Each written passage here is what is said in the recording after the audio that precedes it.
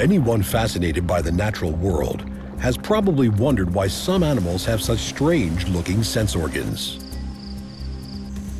The elephant with its huge ears, the antennae of a butterfly, which up close look like feathers, the snake with its split tongue. And what about less obvious enhancements, like the sensory cells on a crocodile's skin? Surely these evolutionary traits aren't just for decoration. In fact, the size, shape, and location of these animal sense organs is all for a purpose.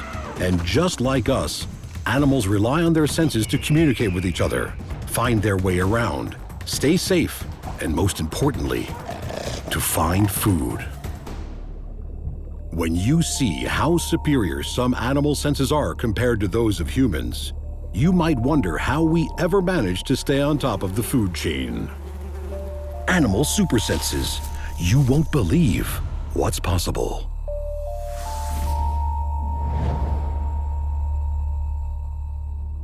Throughout the natural world, individuals interact, and sending and receiving information is vital for survival. Animals use communication to attract mates, ward off predators, defend territory, or trick their prey. And of course, it's the senses that play the key role. Sight, smell, taste, touch, and hearing are all employed to send signals to others, in the hope actions speak louder than words. In this episode of Animal Super Senses, we find out more about the sensory powers used by animals to make messages loud and clear. Sun-baked Africa. Many animals find sanctuary from the heat in rivers and lakes. To keep cool, hippos spend much of their day wallowing in water. Even with their bodies submerged, the hippo can still see, hear, and smell what's going on around it.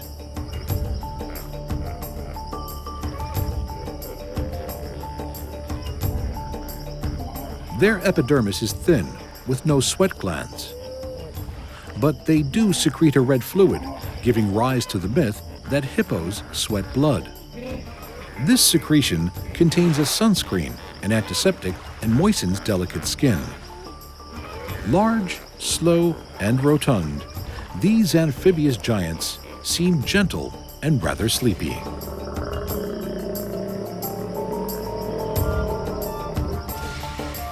Yawning is a major pastime. But looks are deceiving. A large hippo guards his harem of females from sneaky males. If provoked, he will show who is boss. At 2,700 kilos, with formidable canines, the alpha sends a clear message to would-be Romeos. That's no sleepy yawn. It's a threat posture. Their 50-centimeter-long teeth can do some serious damage.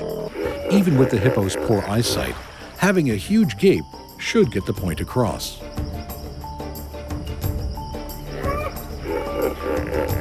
But just in case the visual threat is ignored, hippos send another warning. This time, scent is used in a rather unique way.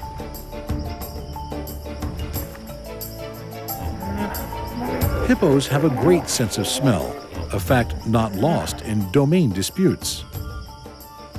As the hippo goes to the toilet, it vigorously wags its tail, spreading poop far and wide.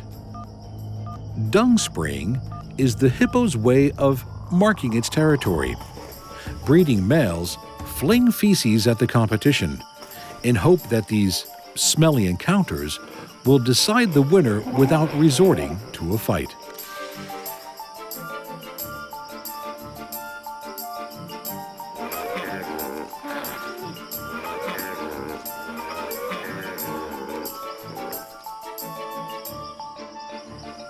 In the savanna of East Africa is another social species.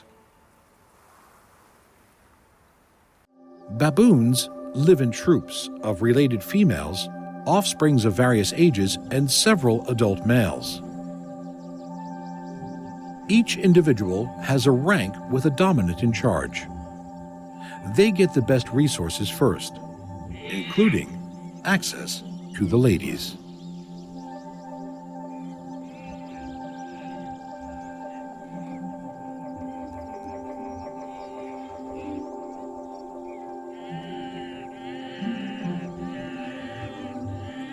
But life at the top for the troop leader is not all fun and games.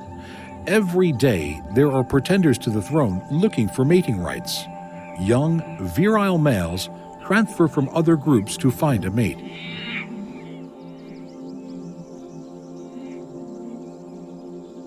These yawning threat postures send a strong visual message, exaggerating the length of the canines.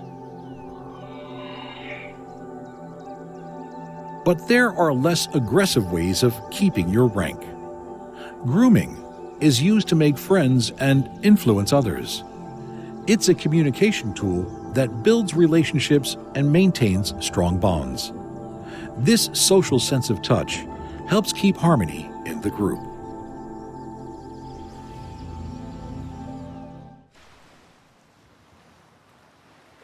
A world away on a different continent, things are heating up on a California beach.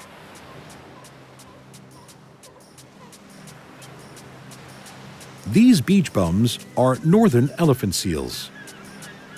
It's late November, and the breeding season has started. Mature bulls have begun to arrive with one thing on their mind.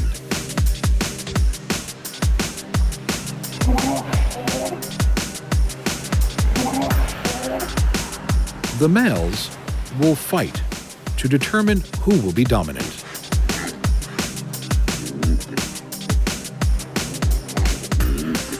The winner's prize is a harem of blubber babes.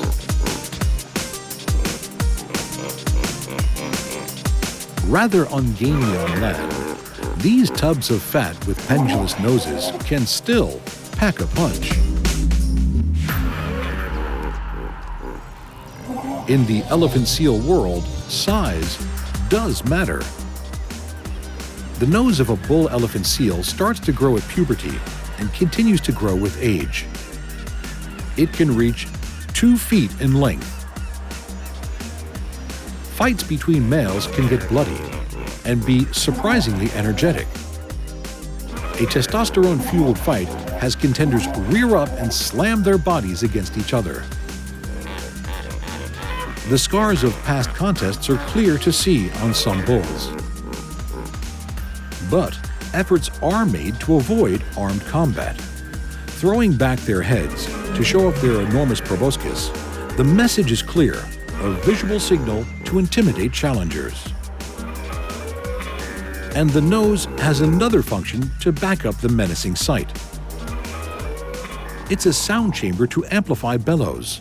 The roar serves to identify individuals and assess their size. The bigger the nose, the bigger the bellow. The alpha male, also known as the beach master, roars his superiority.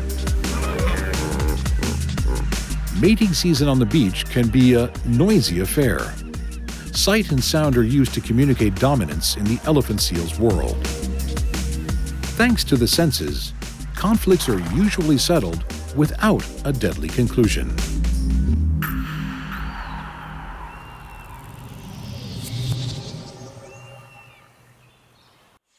Another animal, where males flex their physical might to attract the opposite sex, lives down under. Twice the size of females, and with bulging biceps, males show off in the bushland gym. The gray kangaroo lives in semi-nomadic mobs. Ranging throughout Australia, they prefer open grassland with areas of bush for daytime shelter. At dawn and dusk, they come out to feed, grazing on a wide variety of grasses.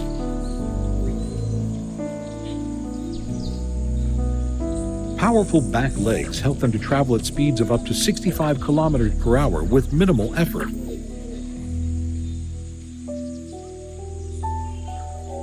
During breeding season, males compete for females. Young bucks test their strength with each other by sparring.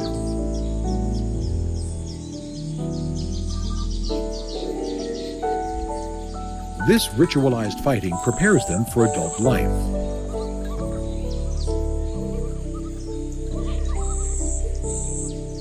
In fact, the social life of a mob is akin to a barroom brawl, with constant pushing, grabbing, and shoving, even while feeding.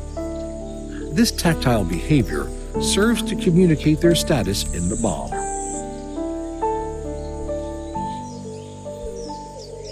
But the real action is reserved for the adults. It starts off with an aggressive grass pulling, followed by the agitator rubbing their chests on the ground. Kangaroos have an excellent sense of smell. Spreading the testosterone-laced odor is a way to threaten their rivals. Scent marking is an important form of communication in marsupials. Studies have shown that social status could affect odor composition and act as a chemical fingerprint. Muscle-bound males enter wrestling and kickboxing contests. They lock arms and try to push each other over. The meter-long tail is used for support when the back legs are lifted off the ground to kick opponents. It is a dominant male that gets to mate the most. Physical displays matter in the kangaroo world, not just to intimidate opponents, but also to woo the ladies. Lounging males of breeding age have been found to strike a pose to show off their bulky biceps. It's thought to be an effective strategy.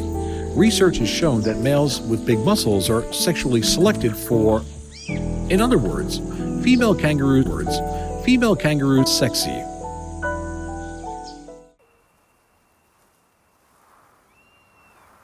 Koalas sleep a lot. In fact, for 20 hours a day. That's all they do. Apart from the occasional itch that needs to be scratched, but even then, they don't wake up. Their strict diet of eucalyptus provides little nourishment, and they need to conserve energy.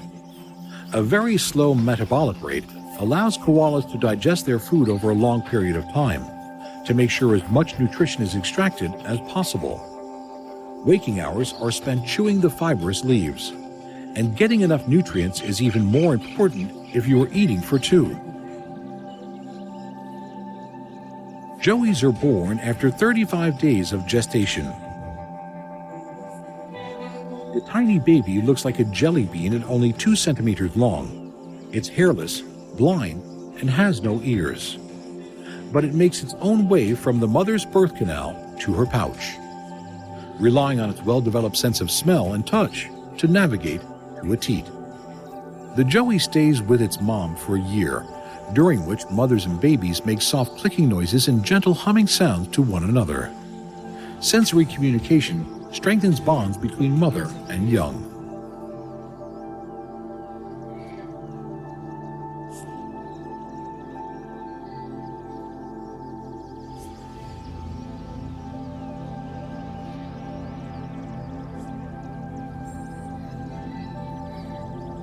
A life of eating and sleeping sounds idyllic, and this tree hugger seems gentle, placid, and for all the world like a cuddly bear. But when the breeding season arrives in August, there's another much more active and noisy side to koala life. The koala's keen sense of hearing is put to good use in the eucalypt forest. Males issue sounds with a mixture of grunting, burping bellows. The noise is 20 times lower in pitch than the koala should be able to produce, a fact that has baffled researchers. But recent studies have found the answer. Koalas have 2 sets of vocal cords, unlike any other land mammal. The deep resonating calls of male koalas can penetrate far across the forest, advertising his social and physical position to females. Koalas are mostly solitary and avoid interactions where possible. Male koalas have home ranges that stretch over 4 acres. Some of these territories may overlap. A mature male has a gland on his chest that secretes a dark, sticky substance. He rubs the odor on trees in the overlapping areas. In this way, koalas use the sense of smell to communicate their presence, scent marking their boundaries.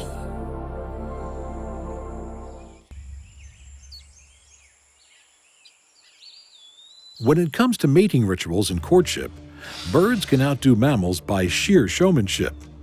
The avian world has all manner of visual and vocal displays to attract attention and impress. Lyrebirds shake their tail feathers like a Las Vegas showgirl. Mannequins moonwalk like Michael Jackson.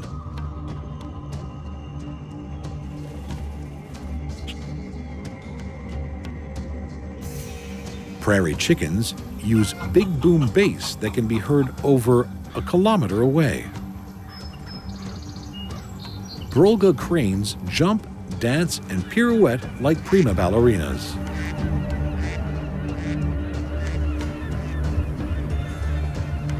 And Magellanic penguins bill tap and flipper pat like Bavarian slap dancers.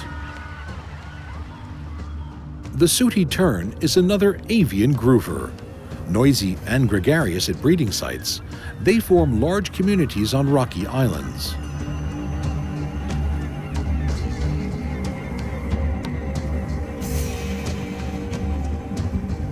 The incessant calls of the colony have given the bird its name, wide awake. Unlike most terns, they don't dive but pluck fish from surface waters. At the onset of the breeding season, sooty terns congregate in dense aerial swirls offshore, gradually getting closer to the nesting ground.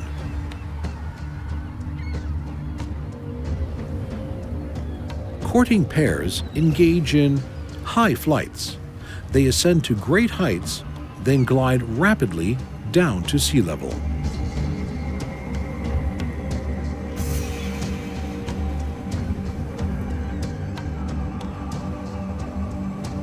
Once the terns settle on the ground, they begin to display.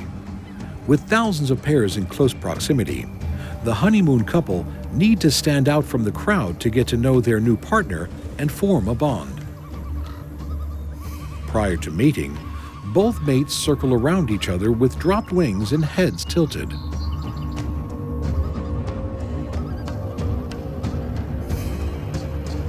Sooty terns are monogamous, and this visual display serves to form a strong relationship, necessary to rear young over the coming weeks. Once the pair is formed and eggs are laid, both parents take turns incubating the eggs in shifts. When the chick hatches, foraging duties are also shared and sound sense plays a part. Adults call from the air as they come back to feed their chicks. The chick recognizes its parents' voices and calls back. They continue calling until the chick walks out to meet them, and the family share a fish supper.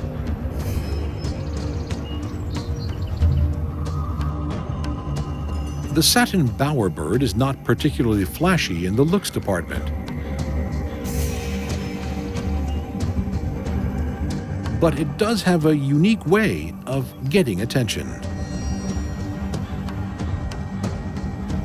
What it lacks in colorful plumage, it makes up for by kleptomania, stealing objects that it considers to be beautiful and worthy of display.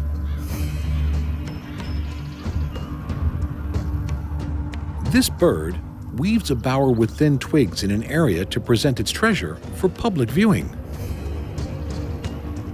The bowerbird is hoping to catch the eye of a passing female. It's particularly fond of blue objects.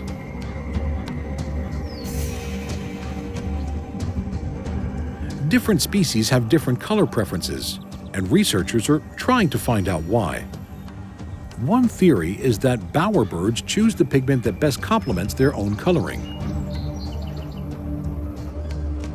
The hard-working house husband spends a great deal of time arranging and rearranging his collection.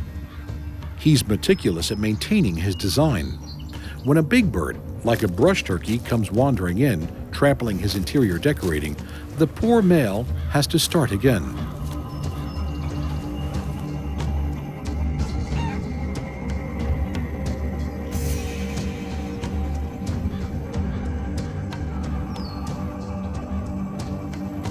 But finally, it seems a female has taken interest.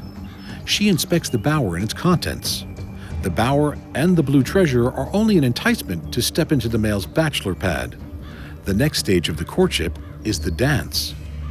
The male leaps into action with a ritualized display of strutting and quivering, all the while carrying one of the bower decorations in his bill.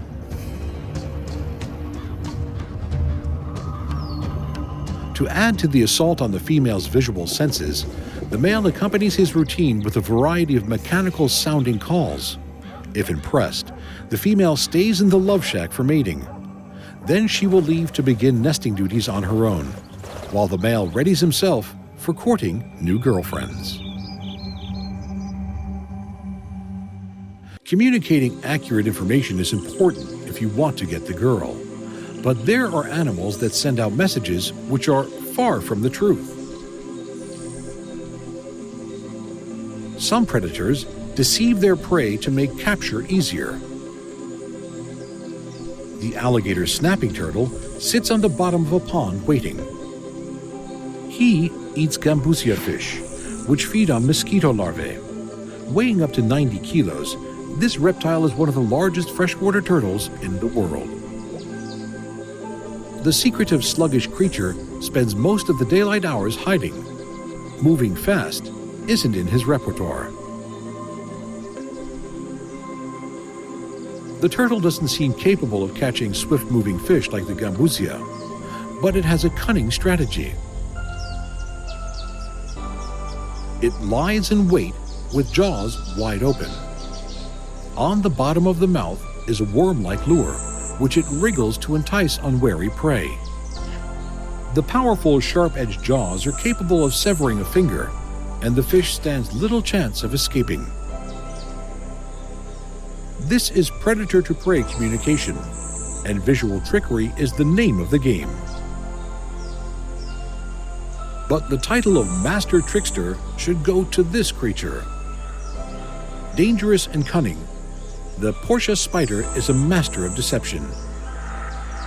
Portias are a genus of jumping spider.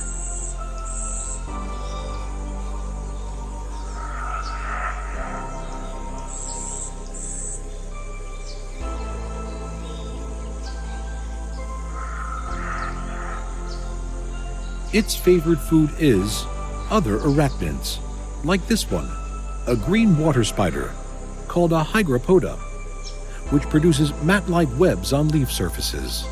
The non-sticky silk doesn't snag prey as such. The web serves more as an arena for the fast-acting hunter to capture its dinner. The slightest movement is a critical attack cue. With stabbing fangs, hygropoda is a lethal adversary for a predator, but the jumping spider is not deterred. Using a remarkable hunting tactic, it exploits the water spider's sensitive detectors. The hunter slowly approaches the web of its prey. Moving its legs along the web, the Portia plucks the silken strands as it goes. It's not just testing for movement, but delicately strumming the threads to arouse the web owner's curiosity. With stealth as a weapon, the jumping spider is mimicking its victim's prey. This unique cryptic stalking is a remarkable strategy, but that's not all. Portia spiders are astounding scientists with their range of hunting behaviors. Their strategies alter depending on the species of prey in question. These redback spiderlings are defenseless against the Portia's cunning. They can improvise their tactics in unfamiliar situations and remember the technique. Researchers don't understand how a creature with such a small brain can seem so intelligent.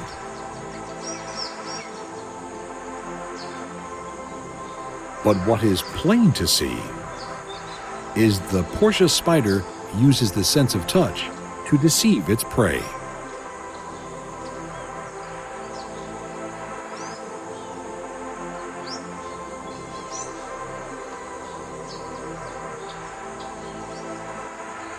The senses are the stars on animal supersenses. In this show, we found they are vital to animal communication. Visual displays depend on sight. Vocal performances rely on hearing. And scent trails trust in the sense of smell to deliver a message. Without senses, animals couldn't communicate. They would be isolated and struggle to survive. Senses truly are sensational, as we've seen. Find out more amazing powers of animal perception next time on Animal Super Senses.